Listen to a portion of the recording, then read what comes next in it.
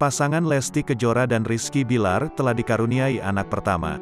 Anak yang sering dipanggil dengan sebutan Baby L itu lahir pada Minggu, tanggal 26 Desember tahun 2021 kemarin.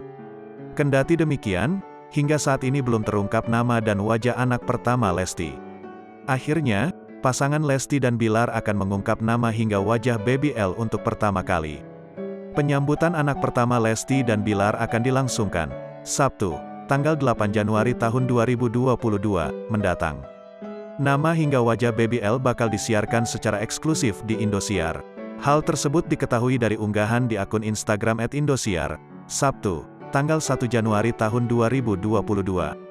Dalam unggahan, nampak akun Indosiar mengecek antusias warganet terkait acara Lesti dan Bilar.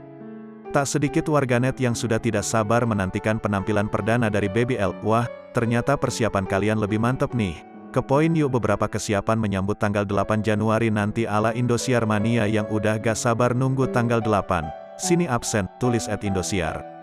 Tak sampai di situ, acara penyambutan Baby L juga terus gencar dipromosikan. Warganet diminta untuk melakukan persiapan agar bisa menonton anak pertama Lesti di televisi. Yang bingung siapin apa aja menyambut Baby L? Ini Mimin kasih starter pack biar gak bingung fix. Mimin udah siap banget untuk tanggal 8. Kalian juga kan, ujarnya.